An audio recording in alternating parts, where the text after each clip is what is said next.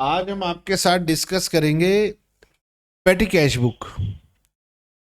तो petty cash book क्या होती है, इसके बारे में हम जानेंगे।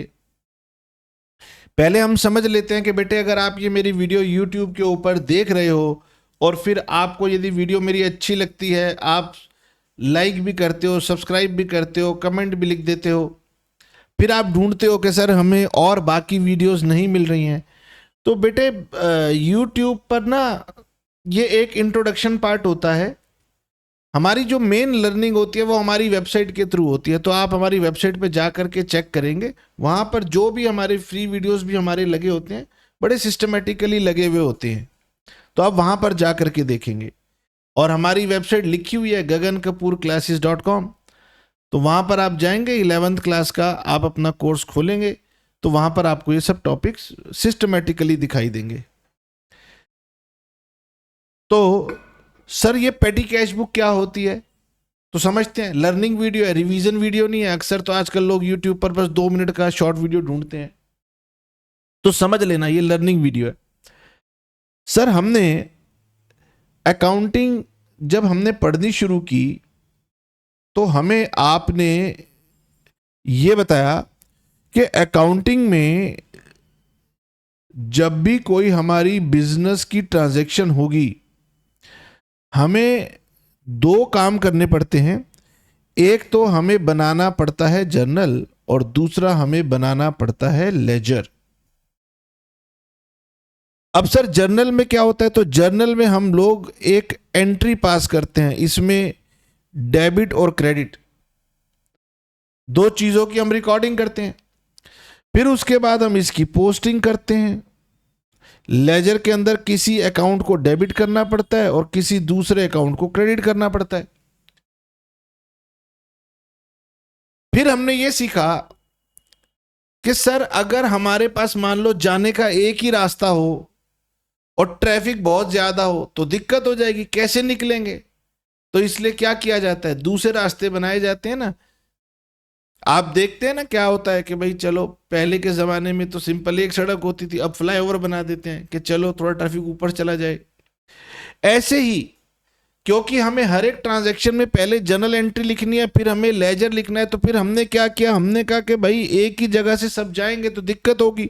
हमने बनाए इसके डिवीजन, हमने बनाए इसके सब डिवीजन, हमने इसके सब डिवीजन कर दिए। अब हमने इसके सब डिवीजन किए, तो हमने कहा कि जर्नल के अलग अलग पार्ट बनाओ। तो इसमें हमने एक पार्ट बनाया कैश बुक। जब हमने कैश बुक बनाई, तो हमने कहा कि हमारी जो भी कैश की ट्रांजैक्शंस होंगी वो हम कैश बुक के अंदर लिखेंगे, और जो हमारी बाकी ट्रांजैक्शंस होंगी वो हम दूसरी बुक्स में लिखेंगे। तो हमारे पास काम करने के लिए एक से ज्यादा किताबें हो गई। जब एक से ज्यादा किताबें हैं, तो एक से ज्यादा लोग भी इस पर काम कर सकते हैं। अब आजकल तो कंप्यूटराइज सिस्टम है, लेकिन एक जमाना होता था जब एक ही व्यक्ति होता था। लेकिन कंप्यूटराइज्ड वर्ड आया तो भी बहुत सारी ट्रांजैक्शंस बढ़ गई। तो हमने अलग अलग कंप्यूटर्स पे अलग अलग दे दिया कि चलो तुम परचेज की एंट्री तुम करो, सेल की एंट्री तुम करो, कैश बुक की एंट्री तुम करो।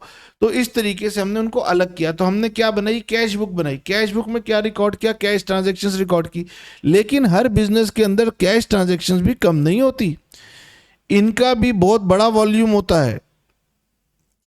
जो हमारी कैश ट्रांजेक्शन्स होती है, इनका भी वॉल्यूम बहुत बड़ा है। तो अब जो अकाउंटिंग के एक्सपर्ट थे, उनसे हमने कहा कि सर ये देखो, ये भी तो दिक्कत है, अभी भी दिक्कत बनी हुई है। तो उन्होंने कहा चलो चेक करते हैं। तो उन्होंने ये देखा कि हमारी जो कैश ट्रांजैक्शंस हैं, उनमें कुछ तो बड़ी इंपॉर्टेंट ट्रांजैक्शंस होती हैं, बिग अमाउंट की होती हैं, कुछ हमारी बहुत स्मॉल ट्रांजैक्शंस होती हैं। ये बहुत ज़्यादा फ्रीक्वेंट हैं, इनका वॉल्यूम भी बहुत ज़्यादा है। अब क्या होता है, मान लीजिए हर छोटी बड़ी बात अगर हम पेरेंट्स से पूछना शुरू करेंगे, तो पेरेंट्स भी परेशान होते हैं, यार तुम हर बात पे ले मेरे से पूछने आ जाते हो। एक काम करो, पापा होंगे तो पापा बोलेंगे बेटे ये जो छोटी मोटी ये जो तुम खर्चे की बातें करते हो, ये सब काम करते हो, ये ना मम्मी से पूछा करो। उन्होंने अपना जो काम का वर्कलोड था वो डिवाइड किया। बोलो, फिर मम्मी के पास जाते हैं, अभी भी प्रॉब्लम सॉल्व नहीं हो रही। अब मम्मी भी परेशान हो रही है, यार तुम बहुत ज्यादा मुझे डिस्टर्ब करते हो, घड़ी घड़ी फोन करते हो, कहीं भी पर मैं होती हूँ फोन करते हो। अब मम्मी क्या बोलेगी, बेटे तू एक काम कर, तू बड़ी दीदी से पूछ लिया कर, या बड़े भैया से ये बात पूछ लिया करो। किसी और को बोल दिया था कि यार ये छोटी छोटी बातों के लिए मुझे फोन मत करो, ये तुम दीदी से पूछ लो, ये तुम भैया से पूछ लो। तो आगे बढ़ाना पड़ता है। तो हमने देखा जो हमारी कैश की ट्रांजैक्शंस हैं, जो बिग अमाउंट की है, इंपॉर्टेंट है, वो तो ठीक है, मेन कैशियर उसको देख रहा है, पढ़ा लिखा है। लेकिन जो छोटी छोटी इन बहुत स्मॉल अमाउंट की, अनइंपॉर्टेंट अमाउंट की ट्रांजैक्शन है, जिनका वॉल्यूम बहुत सारा है, उसके लिए मेन कैशियर परेशान हो रहा था। तो हमने मेन कैशियर को रिलीव करने के लिए हमने कहा कि कोई बात नहीं, एक काम करते हैं, इन सभी ट्रांजैक्शंस को अलग करके इनको भेज देते हैं, कहां पर, पैटी कैश बुक में। अब क्योंकि पैटी कैश बुक में छोटे मोटे खर्चे की अभी आपको दिखाएंगे, दोबारा दो बार समय ना लगे, इसलिए मैं अभी उनके एग्जाम्पल नहीं दे रहा, थोड़ी देर में आपको उनके एग्जाम्पल भी दिखा दूंगा। तो हमने एक अलग बुक बना दी। हमने कहा भाई इसका नाम रखो पैटी कैश बुक। पैटी का मतलब होता है स्मॉल, छोटे छोटे कैश के रिकॉर्डिंग्स के लिए हमने एक अलग से किताब बना दी। और हमने किसी एक व्यक्ति को जो बहुत बड़ा एक्सपर्ट भी नहीं है, उसको पकड़ा दी कि भाई आप इसकी आप एंट्री खुद कर सकते हो। अब आप देखते हो जैसे स्कूल में आप जाते हो, तो स्कूल के अंदर गेट के ऊपर वो गार्ड को एक रजिस्टर पकड़ा देते हैं कि भाई जो भी आएगा, विजिटर आएगा, तुमने उसकी एंट्री करा लेनी है। तुम नहीं कर सकते तो उसको कह देना, वो खुद ही लिख देगा, तुम्हें इतनी भी जरूरत नहीं है, तुम लाइन खींचना, रजिस्टर पकड़ाना, पेन पकड़ाना, खुद लिख देगा। ऐसे ही वर्कलोड का डिवीजन किया जाता है। तो सर मेन कैशियर जो कि पढ़ा लिखा है, हमने उसका लोड कम करने के लिए एक स्मॉल बुक बनाई, पैटी कैश बुक, और हमने एक और व्यक्ति को बुला करके उसको पकड़ा दी कि भाई ये छोटे मोटे खर्चे हैं, तुम लिख लेना। अब इससे क्या होगा, इससे एक तो मेन कैशियर फ्री हो गया, और दूसरा जो हमारा अकाउंटिंग का बहुत सारा लोड था वो भी कम होगा। इसी को समझना है। जिस दिन ये समझ जाओगे तो कहोगे सर अब हम तो आपसे ज्यादा एक्सपर्ट बन गए, अब आप उतरो, हम समझाते हैं, आपको तो समझाना भी नहीं आता। चलो जी, अब समझिए बुक क्या कह रही है। बुक क्या कह रही है, पैटी कैश बुक। तो एक कैश बुक होती है, डबल कॉलम कैश बुक, एक होती है पैटी कैश बुक। अगर मैं पैटी कैश बुक नहीं बनाऊंगा तो मेरे ये छोटे मोटी कैश की एंट्रीज भी कहां जा रही हैं, उसी डबल कॉलम कैश बुक में जा रही है। उसको आप वॉल्यूम बढ़ा रही है। उसे कौन लिख रहा है, मेन कैशियर लिख रहा है। तो मेन कैशियर का काम ये बढ़ा रही है। एक अच्छी ऑर्गेनाइजेशन, वेल डिसिप्लिन्ड ऑर्गेनाइजेशन क्या करती है, एक और कैश बुक बना देती है जिसका नाम हो जाता है पैटी कैश बुक। तो वो जितनी भी ट्रांजैक्शन छोटे छोटे अमाउंट की होती हैं वो सब कहां चली जाती हैं, पैटी कैश बुक के अंदर चली जाती हैं। उसको लिखने वाला व्यक्ति भी कोई दूसरा व्यक्ति हो सकता है, ठीक है, और इससे हमारा काम सिस्टमेटिक हो जाता है, हमारा लोड थोड़ा सा कम होता है, और हमारा जो मेन कैशियर है वो थोड़ा फ्री हो जाता है। इसी बात को हम समझेंगे अब कि petty cash book is the book which is used for recording expenses involving petty small amounts. यानी ऐसे खर्चे जिनमें पैटी या फिर छोटे अमाउंट्स की इन्वॉल्वमेंट है।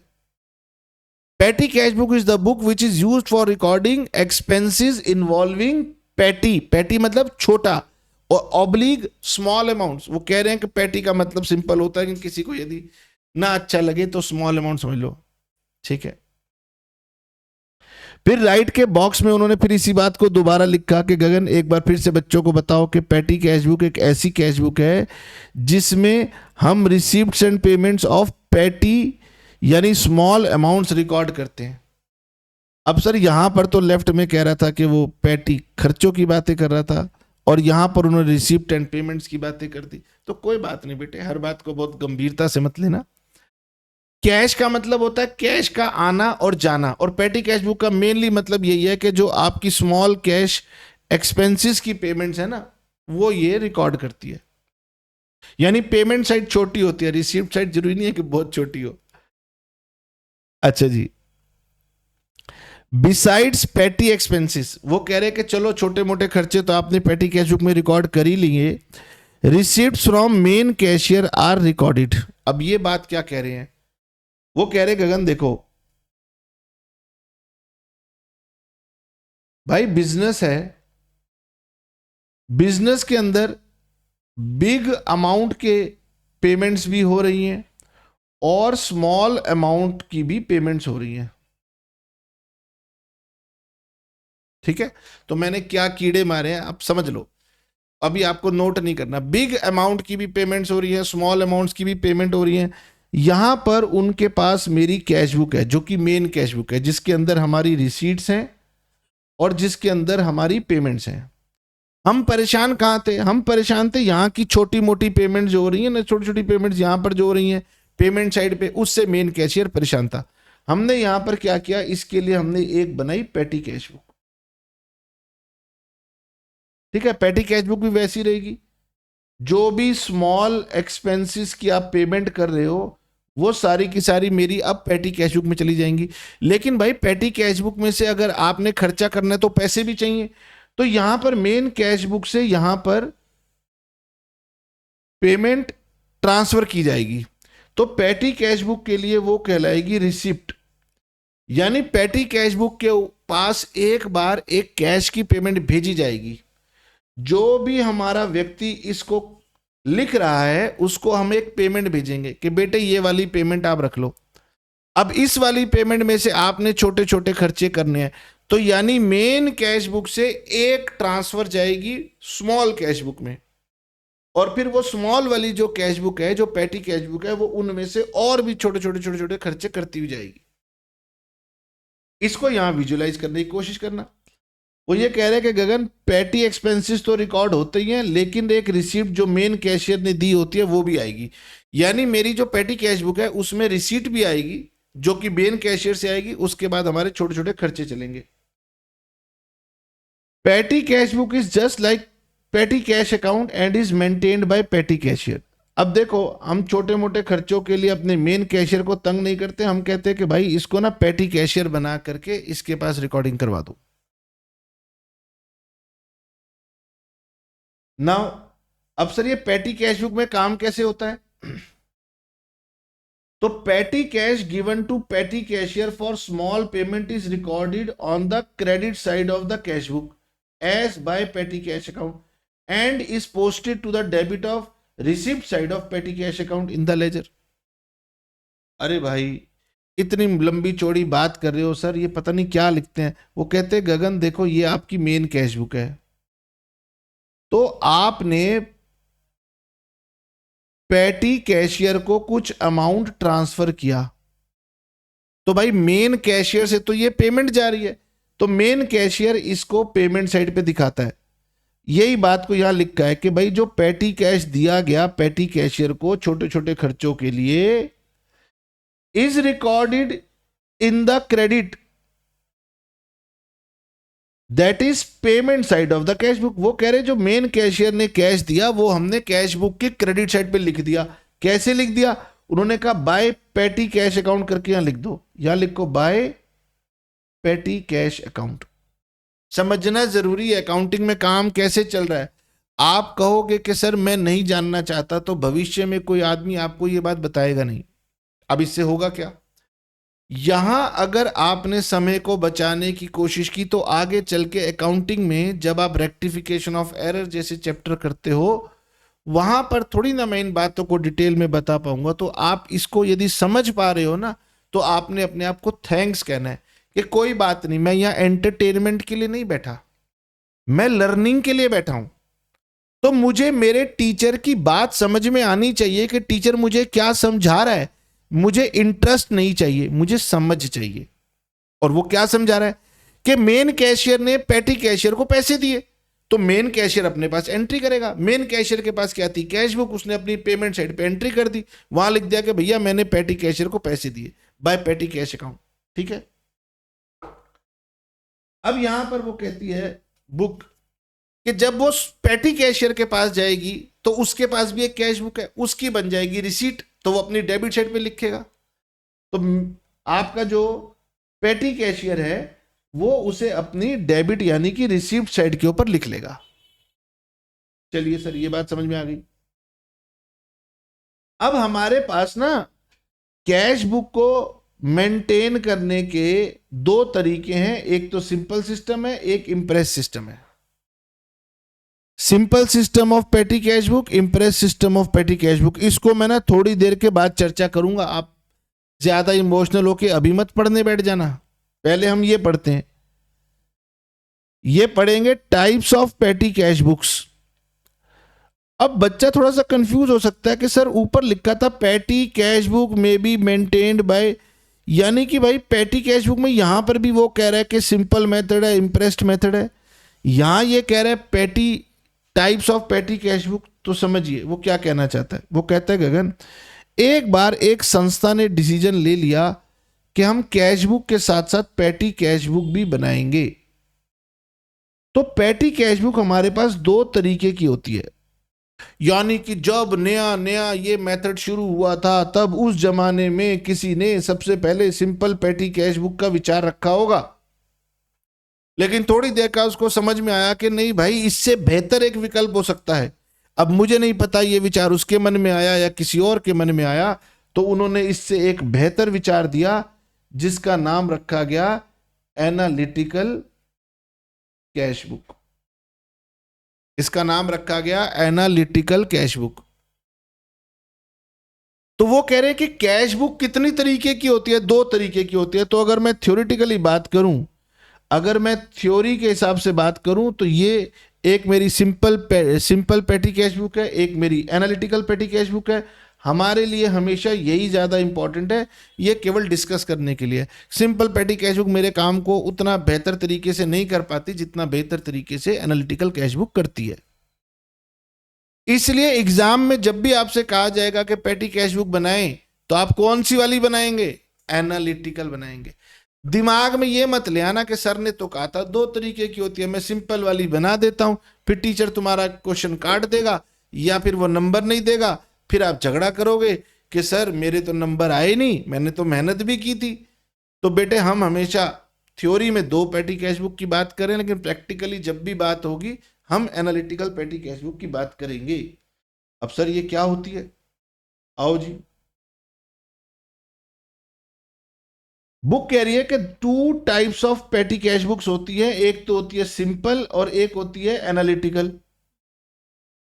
अभी जो सिंपल कैश बुक है ये आपके सिंपल कैश बुक की तरह ही है, यानी पेटी कैश बुक भी आपके सिंपल जो कैश बुक सीखी है उसकी तरह है। तो अब बच्चा कहता है कि सर मेरे दिमाग में तो कैश बुक आती ही सिंगल कॉलम डबल कॉलम दो दो आने लगती हैं, तो ये कौन सी वाली है? ये सिंगल वाली है कि डबल वाली है? तो ये सिंगल वाली है, क्योंकि इसमें केवल कैश का काम हो रहा है, बैंक का तो काम हो ही नहीं सकता। ओ, अब sir single column cash book क्या होती थी कि भाई डेबिट में कैश आया और क्रेडिट में कैश चला गया। तो वो ये कह रहे हैं इसमें भी क्या होगा कि जब पेटी कैशियर के पास कैश आएगा तो वो इसे डेबिट साइड में दिखाएगा, जब वो कोई पेमेंट करेगा तो वो इसे क्रेडिट साइड में दिखाएगा।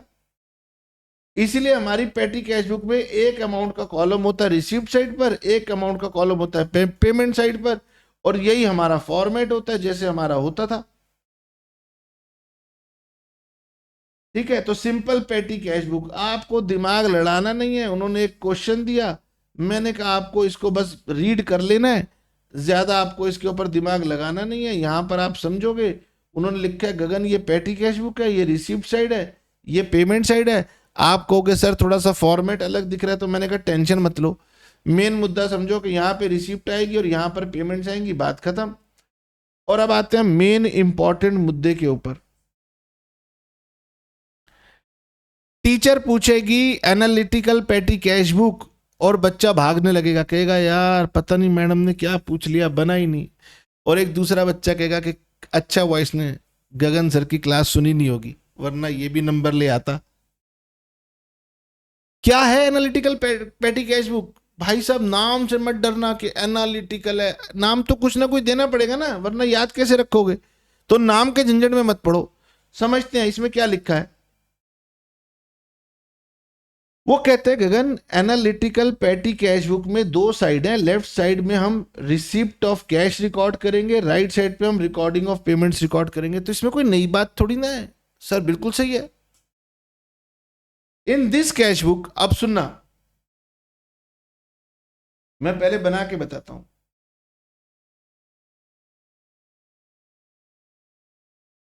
ये एक नॉर्मल कैश बुक है, इसमें एक पेमेंट कॉलम यहां है, एक पेमेंट कॉलम यहां है, ठीक है।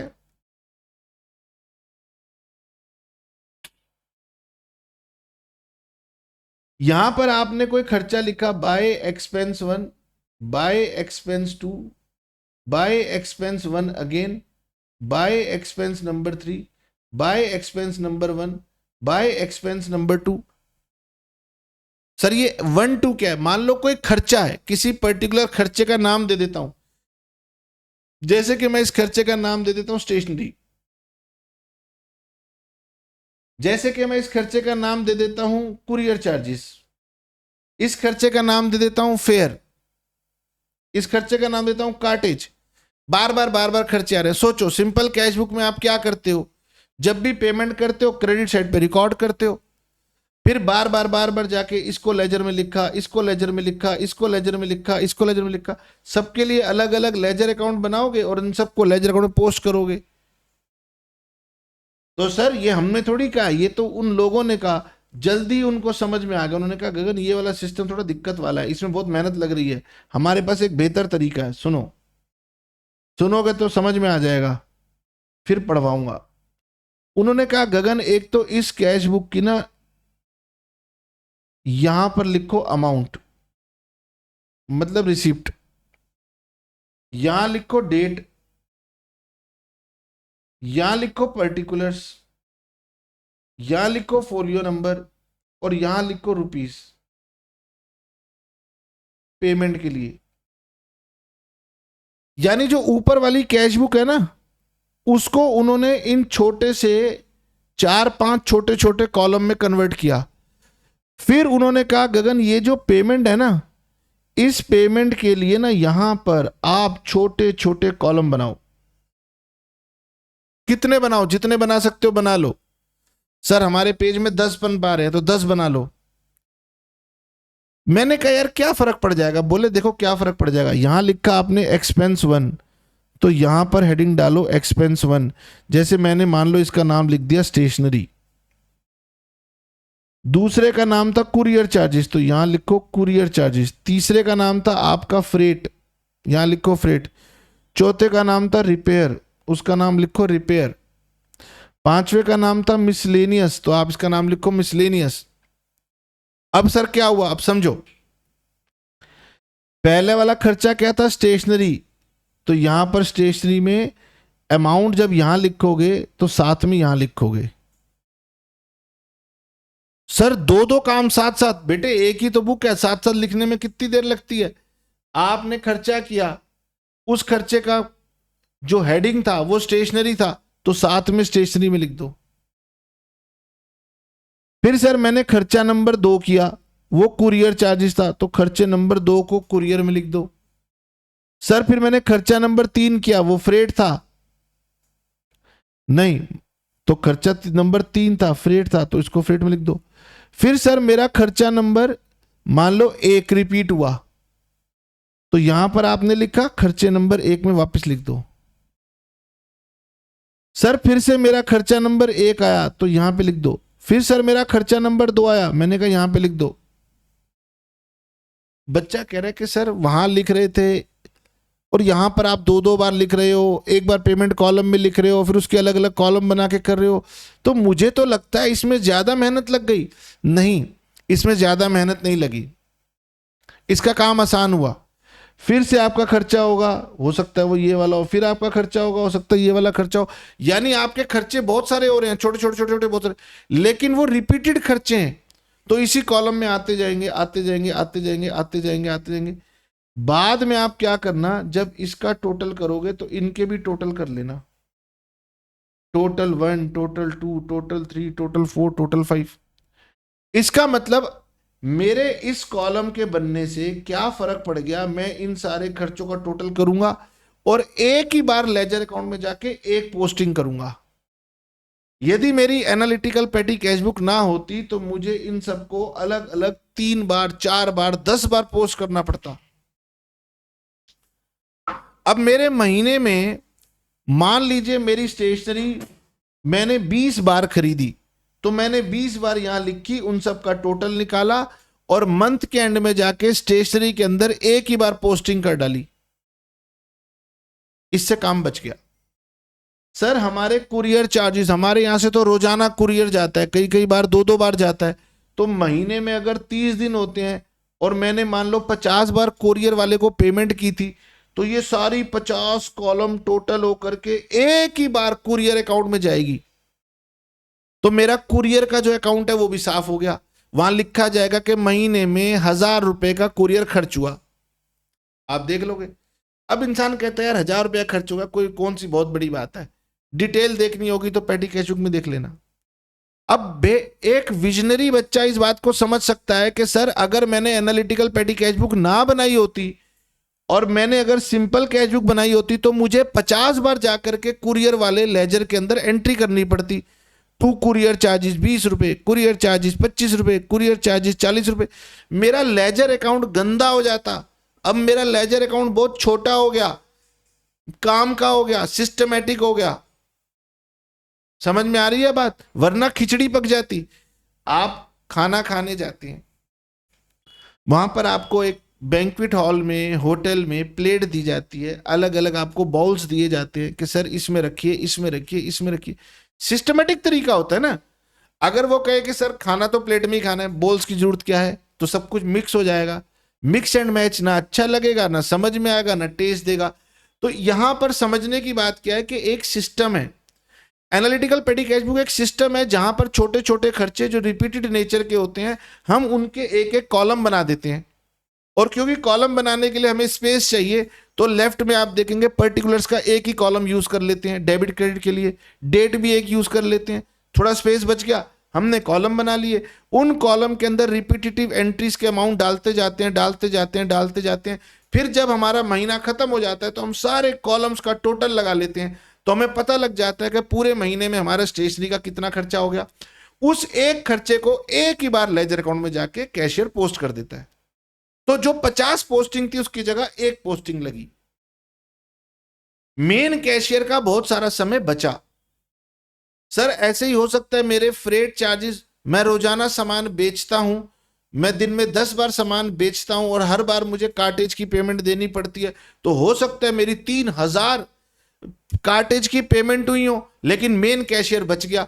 मेन कैशियर वो पूरे 3000 खर्चों का टोटल करके एक ही बार उसको लेजर अकाउंट में जाके पोस्ट कर देगा। तो भाई आपके जो मेन कैशियर है उसका बहुत टाइम बच गया। अब सर देखो हम नन्हे मुन्ने बच्चे हैं, 11वीं क्लास के बच्चे हैं, आपकी तरह थोड़ी ना हम 45-50 साल के हो गए हैं, हमें समझने के लिए समय दो। मैंने कहा लो, किसने मना किया आपको? बच्चे किसने मना किया? अब वो कैसे बुलाता था धुरंधर में, है मेरे बच्चे कहाँ है तू, मेरे बच्चे कहाँ है तू, इतनी जल्दी परेशान हो गया? बहुत आसान है ये बेटे, बहुत आसान है, मैंने तो पहले ही कहा था बेटे फंस जाएगा, मेरे पास आ जा। ये बात यहां से पढ़ेंगे तो अब समझ में आएगी मैं क्या समझाना चाह रहा हूं। यहां पर सेपरेट कॉलम बनाए जाते हैं, किस लिए? For recording particular expense. यानी एक कॉलम आप बना रहे हैं तो एक कॉलम में वो कहते हैं कुरियर के सारे खर्चे, उस कॉलम में साथ साथ लिखना। स्टेशनरी के खर्चे एक अलग से स्टेशनरी के कॉलम में लिख देना। एडवर्टाइजमेंट के एडवर्टाइजमेंट लिख देना। अब ये आप पे डिपेंड करता है कि आपकी एडवर्टाइजमेंट बड़े अमाउंट की है, छोटे अमाउंट की है। हालांकि एडवर्टाइजमेंट अक्सर बड़े अमाउंट की रहती है, तो मैं एडवर्टाइजमेंट को पेटी कैशबुक में नहीं बनाता। ठीक है सर, कुरियर चार्जेस होते हैं, स्टेशनरी चार्जेस होते हैं, मिसलेनियस चार्जेस हो सकते हैं, हमारे यहाँ पर कोई फ्रेट का खर्चा हो सकता है, ठीक है, हमारा कोई कन्वेंस का खर्चा हो सकता है। तो इसमें क्या होगा, एक कॉलम बनाया जाता है जो कि एक तरह के खर्चे को रिकॉर्ड करता है। When petty expenses is recorded on the right hand side total payment column, same amount is also recorded in the appropriate expense column. वो कह रहे गगन हम ये कहना चाहते हैं कि जब आप किसी खर्चे को इस पेमेंट में लिखोगे, साथ ही साथ जो भी रिस्पेक्टिव कॉलम है उसमें भी पोस्ट करोगे। मैंने कहा मैंने बच्चों को समझाया था। क्यों मेरे बच्चे, समझाया तो नहीं समझाया था? हाँ, तो यही तो बात वो कह रहे हैं। फिर वो कह रहे हैं गगन इसमें सबसे बढ़िया बात ये होती है at the end of the particular period. तो मैंने कहा कि हम लोग ये काम करते हैं मंथ के एंड में। तो जैसे ही मंथ कंप्लीट हुआ, analysis column are added and posted to debit side of respective account. कहता है इसमें बचत यहीं पर ही है कि उन सारे कॉलम्स का एक ही बार टोटल निकालते हैं, फिर उसको उठा करके हम लेजर अकाउंट में एक बार पोस्ट करते हैं। ये हमारी जो है ना टाइम सेविंग है। फिर उन्होंने कहा गगन देखो एनालिटिकल पेटी कैश बुक का बच्चों को फॉर्मेट बताओ। यहां पर एक अमाउंट है जो कि रिसिप्ट का कॉलम है, फिर डेट, किस दिन वो डेट आया, वाउचर नंबर की कोई जरूरत नहीं है, पर्टिकुलर्स, और फिर पेमेंट। अब ये डेबिट है, रिसिप्ट डेबिट है और पेमेंट मेरी क्रेडिट है।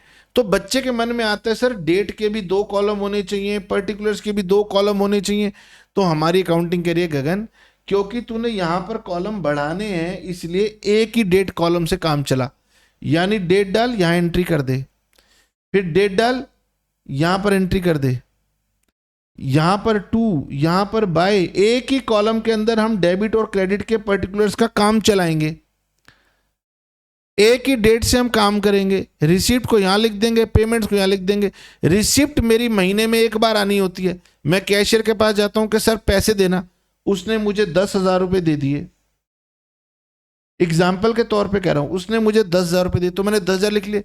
अब यहां पेमेंट हो रही है, कभी 50 रुपए की है, कभी 100 रुपए की है, कभी 150 की है, कभी 250 की है, कभी 60 रुपए की है, कभी 100 रुपए की है। छोटी छोटी छोटी छोटी पेमेंटें हो रही होंगी। और ये पेमेंट जिस अकाउंट की है उसमें साथ में लिखो, दूसरी यहां लिखो, तीसरी यहां लिखो, चौथी यहां लिखो, पांचवी यहां लिखो, छठी यहां लिखो, जो जिस खर्चे की वहां लिखते जाओ। फिर बाद में इन सबके टोटल कर लेना, इन सबको टोटल कर लेना। जब इन सबको टोटल कर लोगे तो इन सबके टोटल को एक ही बार लेजर अकाउंट में पोस्ट कर लेना। इतना आपने कर लिया तो आप धुरंधर बन गए हो, कैश बुक के धुरंधर बन गए हो। आपको धन्यवाद देना चाहिए गगन सर, आपने हमें बात समझा दी, है ना। अब सर, अब बात आएगी हम अपनी पैटी कैश बुक को कैसे बैलेंस करें। तो जब आप बैलेंस करने की बात करोगे तब आपको सिखाऊंगा कि सिंपल क्या है और इम्प्रेस्ड क्या है, इसके बारे में हम आपको तब बताएंगे, ठीक है। चलिए, अब सर हमें क्वेश्चन करवाओ। नहीं बेटे नहीं, अभी मैंने कंसेप्ट करा दिया, क्वेश्चन मैं नेक्स्ट क्लास में कराऊंगा। आप लोग क्या करते हो, आप लोग सुनते हो लेकिन बुक से पढ़ते नहीं हो। बाद में जब आपको याद नहीं आता फिर से यूट्यूब खोजते हो, फिर से अपना टाइम वेस्ट करते हो। अगर आप बुक से रीड करके पढ़ोगे तो आपकी नॉलेज, जब भी आपको दिक्कत आएगी वापस बुक का पेज खोलोगे याद आ जाएगा। सर इसके नोट्स बनवा दो, वो मैं नेक्स्ट क्लास में नोट्स भी बनवाऊंगा, आपको उसका क्वेश्चन भी करवाऊंगा। अभी के लिए इतना ही। और बार बार ये कहूंगा, अगर आपको प्रॉपर लर्निंग चाहिए, चाहे फुल वीडियो चाहिए, आपको रिवीजन वीडियो चाहिए, प्रैक्टिस क्वेश्चंस चाहिए, तो वो सब यूट्यूब से पॉसिबल नहीं होता। उसके लिए क्या होती है, वेबसाइट होती है मेरे बच्चे। और वेबसाइट का नाम क्या होता है, वेबसाइट का नाम होता है gagankapoorclasses.com। और मेरे बच्चे वहां पर आपको सारे अकाउंट्स के सब चीज के कोर्स मिलते हैं, तो वहां आइए, वहां बात करेंगे। सर मैं तो आपकी वेबसाइट पर ही हूं, तो कोई बात नहीं ना, कंटिन्यू रहो। सर मैं यूट्यूब पे हूं, तो जाके वेबसाइट पे जाओ, दोस्तों को बताओ, ठीक है। मिलेंगे नेक्स्ट क्लास में। और जो यूट्यूब वाले बच्चे ना, वो कमेंट वगैरह में लिख दिया करो, सर आपकी बात हमें समझ में आती है, पढ़ने का तरीका समझ में आता है, नहीं आता। या फिर हमारे वो टीचर व्हाइट बोर्ड वाले ही अच्छे लगते हैं, जो ना कुछ लिखवाते हैं ना बुक से पढ़वाते हैं, सीधा क्वेश्चन करवाते हैं, सीख लिया काम हो गया। 4 दिन बाद आप रोते हो कि सर मैं तो भूल गया कैसे काम करना था, क्योंकि बुक से पढ़ा ही नहीं। ये जरूर कमेंट करके मेरे को बताना, ठीक है sir. Tata bye bye, see you.